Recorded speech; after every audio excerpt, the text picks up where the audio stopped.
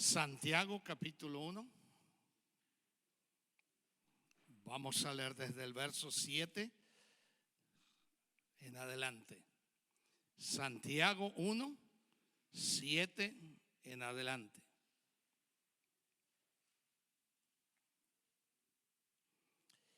Y dice lo siguiente. En reverencia a la palabra nos pondremos de pie. Vamos a leer el verso 6 como contexto.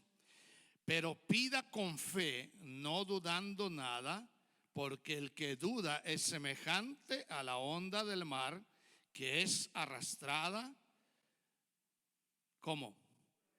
Por el viento y echada, ¿de qué? De una parte a otra. No piense pues quien tal haga que recibirá cosa alguna del Señor. El hombre ¿de doble qué? Ánimo es inconstante en todos sus caminos. El hermano que es de humilde condición, gloríese en su exaltación. O sea, cuando usted es humilde, Dios lo exalta. Y dice el verso 10. Pero el que es rico en su humillación, porque él pasará como la flor de la hierba. Porque cuando sale el sol con calor abrasador, la hierba se seca, su flor se cae y perece su hermosa apariencia. Así también se marchitará el rico en todas sus empresas. Y el verso que viene es lo que vamos a estudiar hoy. Bienaventurado o feliz el varón que soporta ¿qué? La tentación, porque cuando haya resistido la prueba, recibirá la corona de vida que Dios ha preparado a los que le aman a Él. A los que le aman. Que Dios ha prometido a los que le aman. Cuando alguno es tentado, escuche bien, no diga que es tentado ¿de parte de quién? De parte de Dios, porque Dios no puede ser tentado por el mal, ni Él tienta a nadie, sino que cada uno es tentado cuando de su propia concupiscencia es atraído y seducido. Entonces la concupiscencia, después de que ha concebido, da a luz el pecado, y el pecado, siendo consumado, da la luz ¿qué? ¿La qué?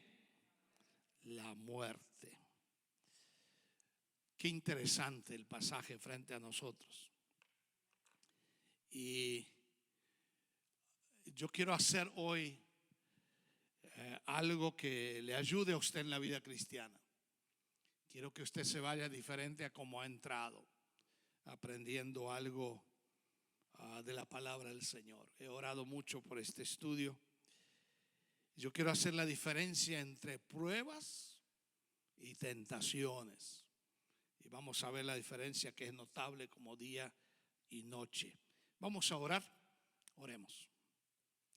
Padre, gracias que a pesar del trajín del día, tú nos reúnes en tu casa con el deseo de estudiar tu palabra. Señor, perdona todos nuestros pecados, aún en el inconsciente, Señor. Si hay algo que hemos pasado de confesar, te rogamos que tú nos examines y quites todo aquello que impide adorarte esta noche. Señor, dame palabras, dame sabiduría, dame inteligencia, pero no humana, sino la que viene de ti. Y gracias que la vida, hemos leído que depende de una flor que hoy está y mañana se marchita y ya no podemos contar con ella. Gracias que tú nos invitas a la humillación y no confiar en las riquezas como hemos leído. Y Señor, gracias que tú nos llamas felices cuando somos aún tentados y probados. Enséñanos esta noche alrededor de tu palabra por Cristo Jesús. Y todos decimos amén. Pueden tomar asiento, hermanos.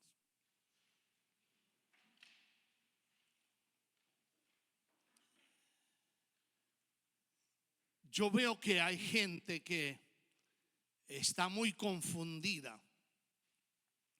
Y este versículo 12 nos confunde aún más.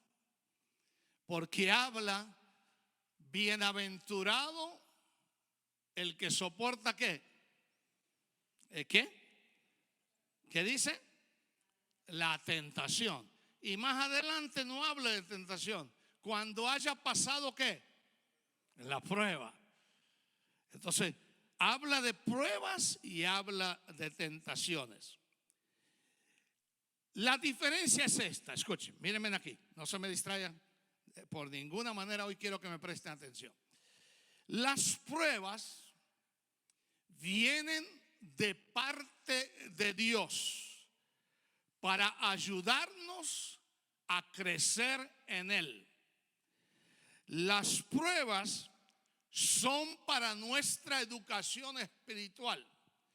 En la escuela de Dios aprendemos y la Biblia nos va a enseñar la diferencia entre los que son tentados y los que son probados. La semana pasada hemos estudiado que cuando os halléis en distintas pruebas debéis tener gozo porque el Señor les ayudará a pasar esas pruebas.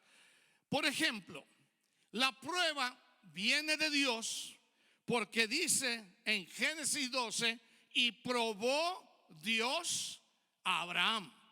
En una palabra, Dios no manda el mal. Dios no creó el mal para ti. Dios no te va a poner una zancadilla para que tú te caigas, pero Dios te va a probar. ¿Por qué te va a probar? Para saber lo que hay dentro de tu corazón y hasta qué nivel tú y yo le amamos a Él. Entonces, y probó Dios a Abraham. Los grandes hombres del Antiguo Testamento y el Nuevo fueron la mayoría probados por Dios. Entonces el primero es Abraham. Ahora, ¿por qué Dios probó a Abraham? Si Abraham es el padre de la fe, es el campeón, es el que miramos a él y decimos qué tremenda fe tiene Abraham. Pero Dios no ve cuánta fe tienes tú. Él ve la capacidad de que tú tienes para resistir confiando en la ayuda de Él. Y probó Dios a Abraham. Otro hombre que fue probado en el Antiguo Testamento es José. José en el capítulo 39 es la prueba cumbre, la prueba que llega al clímax, al máximo, y es la esposa de Potifar. Cada día la mujer lo tentaba y Dios probó la fe de ese hombre que se llamó José. Ahora, José fue probado por Dios y tentado también por el mal. Eso quiero aclarar para que no nos confundamos. Y Génesis 39, ¿cómo vence a la tentación y a la prueba? Especialmente a la tentación sexual. Dice que cuando la mujer de Potifar lo seguía, él huyó.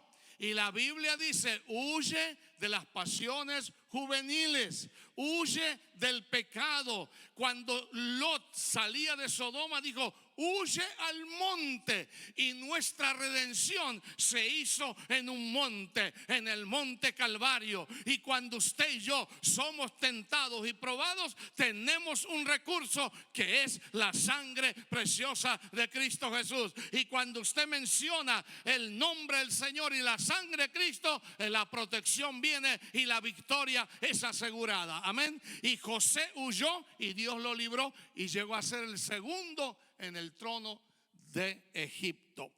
Moisés también fue probado por Dios. ¿Cómo lo probó Dios? la zarza ardiente, ¿se recuerdan? Ahí fue probado Moisés. Y dice, cuando Dios lo llamó, él puso excusas. ¿Y cuántas excusas? Hay como 6. Señor, soy tartamudo, el pueblo es duro, no estoy preparado, envía a otro. Pero Dios dijo, yo te elegí, yo te seleccioné, yo te voy a probar y tú vas a ir y vas a hacer milagros en el nombre mío, porque yo soy el que soy, te envío. Yo soy el poderoso, yo soy el grande, el majestuoso, el todopoderoso, y en ese nombre irás y vencerás la prueba que yo te estoy enviando. Otro hombre que fue probado, y este sí fue probado, es Job. Job fue probado al máximo con sus hijos, con sus bienes. Hace poco prediqué de eso, no voy a repetir.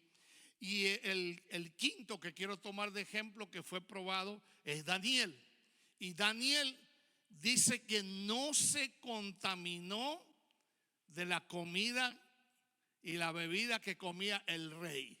En una palabra, Dios le pone, no le pone Dios en la mesa la tentación, pero en la permisiva voluntad de Dios, Él lo permite para que por la misma fuerza y la misma voluntad de Dios, Daniel no se contamine. Y no contaminarse en el hebreo es estar separado. Yo me separo para no contaminarme, y ser santo es separado para Dios. Hemos dicho eso el domingo en el mensaje. Entonces, ¿qué son las pruebas? Vienen de parte de Dios, vienen para corrección, vienen para educación espiritual. Es una escuela que aprendes, y eso viene de parte del Señor para el bien. Ahora, las tentaciones es una incitación, es una motivación para que pequemos. Y en vez de seguir el consejo de Dios, seguimos el consejo del maligno. Las tentaciones, amados, son para hacernos caer. Y yo te voy a ilustrar con 5 ejemplos en la Biblia. Primero, Adán y Eva. ¿Fueron probados o tentados? ¿Ah? Tentados. ¿Tentados por quién? Por Satanás, por la serpiente. Ahora, una de las cosas en el capítulo 2 y 3, cuando leemos en Génesis cómo Adán y Eva fueron tentados y cayeron, ahí se cumple que la paga del pecado, ¿qué es? Es muerte. Ellos murieron espiritualmente. Si Adán no hubiera pecado, ni Eva, no tendríamos muerte, ni física ni espiritual. Otra cosa, miren la tentación de Acán. En Josué 7 dice que cuando Josué salió a pelear con los de Ai, le dijo, no tomarán ninguna cosa del motín. Y sin embargo, dice de Acán, yo vi, lo codicié y lo tomé.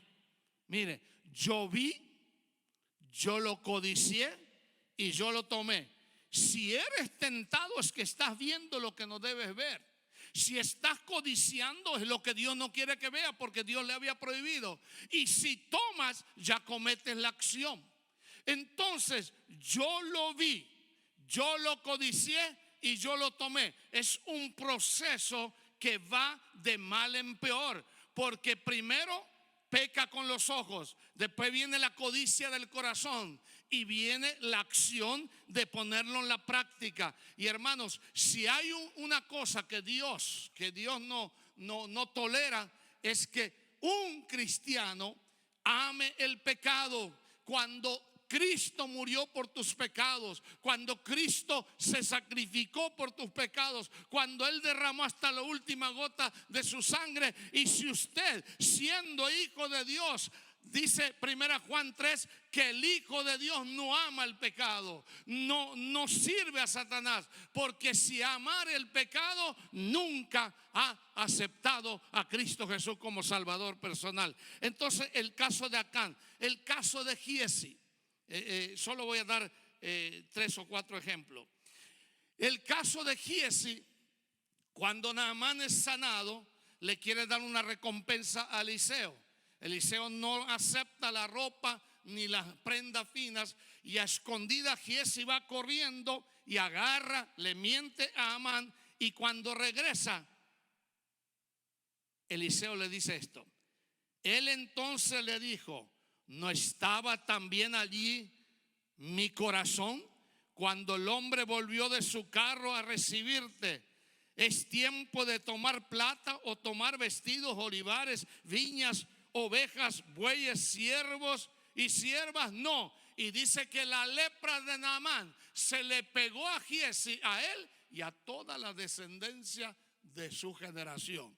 O sea, en una palabra, que la paga del pecado de nuevo es muerte. Eso es ser tentados. Giezi fue tentado, engañó a Eliseo, pero Dios lo vio. Mire, déjeme decir una cosa: cuando usted quiere pecar, Dios lo ve. Cuando usted le grita a su hijo y no lo respeta, Dios lo ve. Cuando usted falta respeto a su esposo o su esposa, Dios lo ve. Y parece que no lo vemos. Parece que de Dios nos queremos esconder. Pero Dios ve cuánto usted peca. Y a veces tenemos que reconocer que cuando nos paramos delante de Dios, y por eso hoy oré, aún en el inconsciente, escúcheme bien, en el inconsciente podemos tener algún pecado sin darnos cuenta. Por eso dice el salmista en el Salmo 139, versos 23 y 24: examíname, oh Dios, y ve si en mí hay caminos de maldad, ve si en mí hay perversidad, ve si en mí hay pecado. Y si usted tiene pecado y usted se pone de rodillas ante Dios, tiene que confesar primero ese pecado, porque Dios no lo va a oír. Dios lo oye pero no contesta. Y déjeme decir una cosa, eso es serio. Y entonces el otro ejemplo es Ananías y Zafira. Y mire lo que Pedro le dijo. Y dijo Pedro a Ananías: ¿por qué llenó Satanás tu corazón para que mintieses al Espíritu Santo y sustrajeses del precio de la heredad? No mintió a Pedro, no mintió a la iglesia. ¿Mintió a quién? ¿A quién? Al Espíritu Santo. ¿Y qué dice la Biblia en Efesios capítulo 4? No contristéis al Espíritu Santo, con el cual fuisteis sellados para la redención. Contristar es que el Espíritu Santo se ponga triste y no actúe en tu vida. Ahora, yo no sé usted, pero cuando hay una discusión en el matrimonio, míreme aquí, cuando hay una discusión en el matrimonio, yo no puedo orar, hermanos. No sé usted quizás es Superman y lo puede hacer. Pero cuando usted tiene una relación rota con la esposa, con uno de los hijos, usted no puede pararse delante de Dios sin antes pedir perdón al Señor. Y déjeme decirle que el domingo yo estaré hablando sobre los conflictos de la familia. Y uno de los conflictos que hay es la relación entre padre e hijos. Los hijos no se hablan con los padres. Y yo doy gracias a Dios por la relación que yo tengo con mis dos muchachos. Siempre me buscan, siempre me piden orar por mí, siempre están con buena relación. Cada día yo me tengo que comunicar con mis muchachos. Y mis muchachos no son baby, son muchachos ya hombres que saben lo que hacen, saben las decisiones que están tomando. Y yo les hablo y les digo: hijo, nunca te olvides que papá y mamá están aquí para ayudarte. Esa es la relación que usted debe tener con sus hijos. Es tener una relación continua. Sepa dónde van sus hijos, sepa con quién salen. Pregúntele si no sabe. Y déjeme decirle, esa es la relación que uno debe tener como familia. Pero si usted al hijo lo maltrata, si usted al hijo lo desprecia, le grita a su esposa delante del hijo, usted está faltando delante de Dios. Y Dios no puede bendecirlo. Amén. Entonces Giezi nos enseña, y Nehemías, que no mintamos a Dios porque tendremos consecuencias funestas. Y yo no quisiera estar en sus zapatos cuando usted contrista al Espíritu Santo. Esa es la experiencia más dolorosa que un creyente debe sentir. Tu corazón debe marchitarse de tristeza, de angustia, cuando usted lastima al Espíritu Santo, porque el Espíritu Santo es una persona también. Él siente, Él habla, Él tiene sentimiento. Dice que os enviará un consolador, no una consolación, porque el consolador tiene signo y señal de personalidad humana y divina también. Y el otro que me habla que fue tentado es Demas. Y mire lo que dice de Demas: porque Demas me ha desamparado amando este mundo. Hay una reyerta ahora en la iglesia Grace Community Church, porque ellos van a tener un congreso ahora en marzo, y uno de los oradores que estaba en la lista, de apellido Beck, muy conocedor de la palabra, un excelente predicador, pero MacArthur lo tuvo que sacar como orador de la conferencia. ¿Sabe por qué motivo? Porque él apoyó una cosa que MacArthur no apoya, ni la Biblia. Un amigo lo invitó a una boda del mismo sexo y él apoyó. Entonces MacArthur dijo: ¿cómo va a enseñar de la santidad si él mismo no vive la santidad? ¿Se imaginan el escándalo que se formó? Eso salió en todo. Y si usted abre la iglesia Grace Community Church, está por todo internet. Y hermanos, eso me enseña, ¿sabe qué? No confíe en los hombres. No siga a los hombres. Confíe en el que está arriba, hermano. Amén. Confíe. Porque como siervos de Dios no podemos apoyar el pecado, hermanos.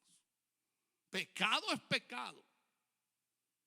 Ahora, si alguien viene aquí con una necesidad espiritual, tampoco lo vamos a rechazar. Dios amó a todo el mundo. Dice, en ese mundo entran todos los pecadores. Y tenemos que tener compasión y orar por ellos. Como la mujer en adulterio, 5 hombres había cambiado y al final el quinto se encuentra con el Rey de Reyes y Señor de Señores. Nadie te condena, ni yo tampoco. Vete y no peques más. Hay libertad en Cristo Jesús. Hay renovación. Las cadenas son rotas. Hay salvación. Hay vida eterna. Hay libertad. Hay gozo. Hay alegría. Y por eso tenemos que ser los samaritanos para vendar las heridas de tanta gente que viene herida a nuestras congregaciones. Pero aprobar el pecado, nunca. Nunca. Y entonces, aquí lo que quiero decir es esto: que Demas amó al mundo. Cuidado, que el mundo hoy en día se presenta muy astutamente. Sale una moda ahí en Francia. Yo recuerdo la moda de los cabellos de todos los colores. Se pintó en Francia, en Inglaterra uno, al rato en Estados Unidos todos lo imitan. Y dice la Biblia: no améis al mundo ni las cosas que están, dígalo, en el mundo, porque el que ama al mundo se constituye automáticamente enemigo de Dios. Por eso yo debo ser ejemplo, como visto, como hablo, como me arreglo. Debo ser el mejor cristiano, porque por sus frutos los conoceréis. Amén. Pero somos tentados. Pero hay uno que fue tentado y es nuestro ejemplo. Yo le llamo el campeón de cómo vencer es Jesús. ¿Y sabe cómo lo venció Jesús a Satanás? Mateo capítulo 4 y Lucas capítulo 4, qué coincidencia, los dos capítulos 4. Y los dos hablan Lucas habla del 1 al 14, pero Mateo habla del 1 al 12. Y dijo Jesús, Satanás, solo te voy a decir 3 veces esto: escrito está. Y es suficiente. Hermanos, mírenme de aquí. Escrito está. Este es nuestro documento. Amén. Esto para vencer la tentación. Si usted conoce esto, escrito está aquí. El problema es que no lo leemos. El problema es que no examinamos la Biblia. Y el imperativo de Dios, el mandato, la orden, es escudriñar las escrituras. Y nosotros a veces ni la leemos en la semana. Y qué triste es eso. Por eso, cuando Felipe se arrima al eunuco, dice: ¿entiendes lo que lees? Usted debe entender lo que lee, porque lo que lees te va a guiar todo el día. Amén.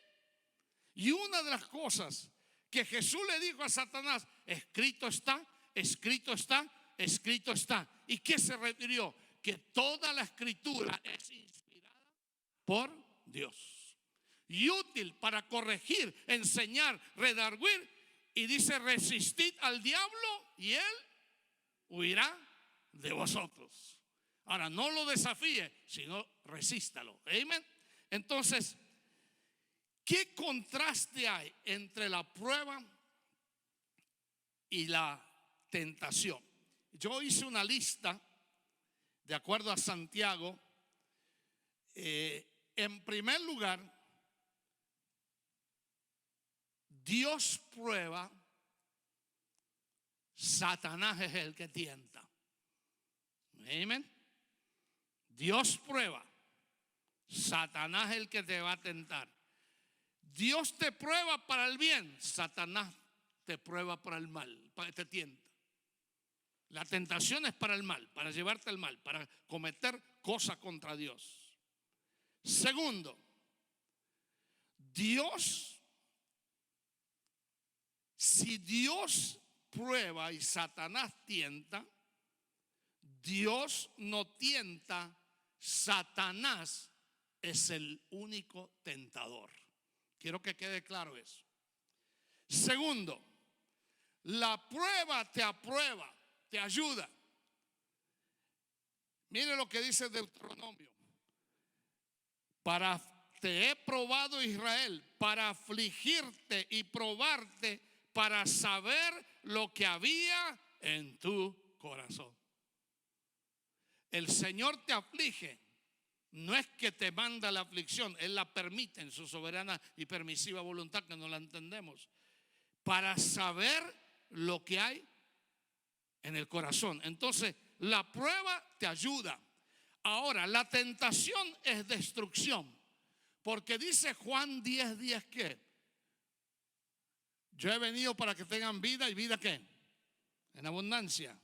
Y el ladrón no viene sino para hurtar, matar y destruir.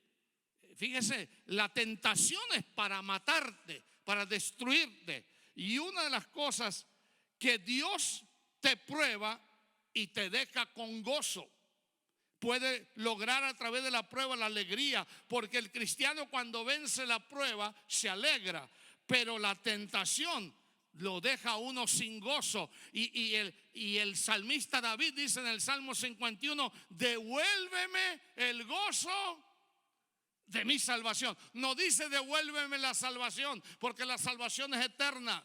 La salvación está ahí, pero el gozo se le va, se marchita. Y déjeme decir una cosa: cuando no hay gozo en la vida del cristiano, hay tristeza, hay angustia. El Espíritu Santo no te puede usar, porque el Espíritu Santo es gozo, alegría, bendiciones, puertas abiertas. Y por eso cuando cantamos aleluya, eso debería tronar el templo. Pero déjeme decir una cosa: a veces ese gozo nos falta. Tenemos más gozo en otro lado que en las cosas del Señor. Pero aquí dice: bienaventurado el que soporta la tentación y pasa la prueba. Una vez que pases el examen, el Señor te da el diploma, el maestro firma y te dice: aprobado. Bendito sea el nombre del Señor. Amén. Así que nos resta luchar con la tentación, pero la tentación te deja sin gozo. Y una cosa, los que somos casados, ¿cuántos son casados aquí? A ver, levanten la mano. Mira, apenas pueden levantar la mano. Ok. Escuchen. Usted tiene su esposa, tiene su esposo, y surge algún inconveniente, un cortocircuito entre los dos. Es anormal una pareja que no discute. Es anormal, ¿sabía usted eso? Eso dicen los psicólogos. La discusión a veces, la diferencia es normal. Lo anormal es pelear todos los días. Eso sí ya es anormal. Ahora, usted discute con la esposa y dice, va, tú tienes la culpa, me voy a dar una aventura. Y vas y te acuestas con otra pareja que no es tu esposa o tu esposo. ¿Qué ganas? ¿Qué ganas? A ver, dime. Solo ganas tristeza. Porque dice la Biblia, el que comete adulterio es falto de entendimiento. Por eso dice que los lazos de 2 o 3 son más fuertes para resistir. Amén. Y ¿sabe qué? Cuando yo diferencio con mi esposa en algo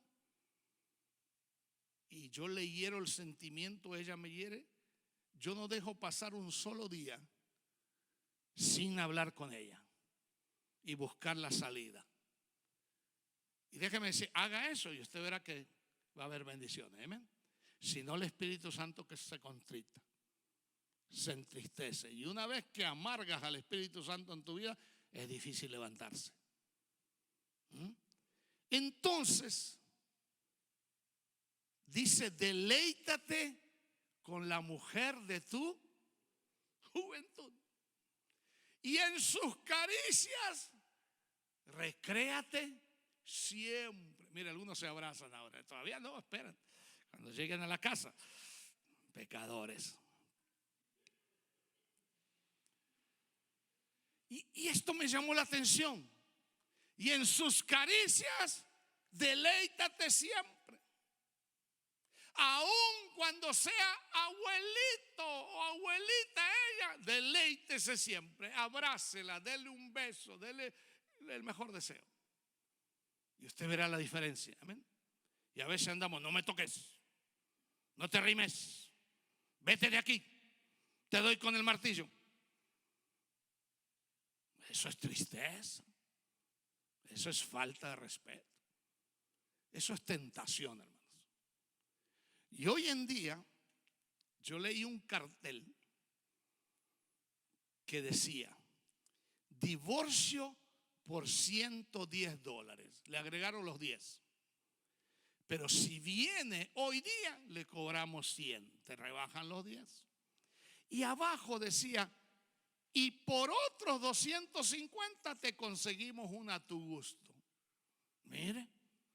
Y yo paré el carro, dije, Yolanda, aproveché. No, me pegó un codazo. Eso es tentación.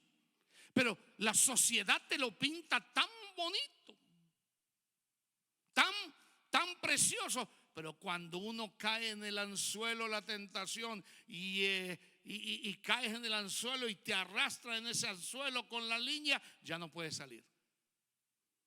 Por eso cuidemos nuestros hogares, hermanos. Amén. Aún cuida a los hijos pequeños. Cuídelos. Cuide con quien se saludan. Mire, la tentación es querer hacer daño. Y yo tengo un amigo que es abogado, hermano. Él trabaja en asuntos legales. Y me contó una historia real. Hace poco, él tuvo que meter al papá preso porque el hombre, que no es padre a mi criterio, es un animal, y a veces los animales con su instinto hacen las cosas más tiernamente que ese hombre. Ellos tuvieron 2 niñas. Y escuchen, desde los 5 años de edad hasta los 9 las abusó sexualmente a las 2.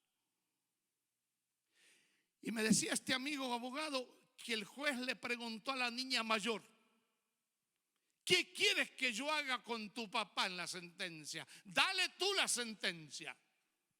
Y la muchachita mayor de 11 años y medio le dijo: quiero que a mi papá lo pongan en lo más profundo de la cárcel.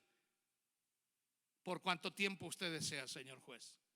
Y el señor juez bajó el martillo, me dijo el amigo abogado, le dio 42 años de cárcel sin oportunidad de fianza. Y el hombre pasa los 45 ya, otros 42 años, va a terminar su vida en la cárcel como un miserable, si es que no lo matan. Porque ese pecado aún ni los inconversos perdonan. ¿Qué ganó ese hombre? Destruyó la vida de las niñas y destruyó su propia vida y destruyó a la madre de las niñas. Pero imagínese, póngase, piense un ratito, míreme aquí. Dañar su propia carne, hermanos. Dañar su propia vida. Eso es miserable. Eso no es un padre. Y hay cosas así tristes. Eso es la tentación. Eso es la lujuria. Y dice: no le echen la culpa a Dios cuando son tentados, porque Dios no tienta a nadie. Dios no te va a mandar la tentación para hacerte caer de la propia concupiscencia. Concupiscencia, los deseos carnales incontrolables, la naturaleza vieja que te tira a pecar. Pero de modo que si alguno está en Cristo, nueva criatura es. Las cosas viejas pasaron, he aquí, todas son hechas nuevas. Tu vida es nueva en Cristo. Y ojalá que este pensamiento: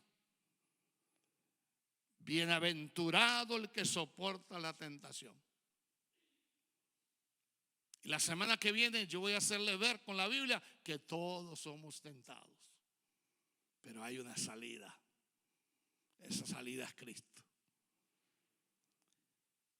Vamos a parar aquí el estudio y quiero dar oportunidad a preguntas.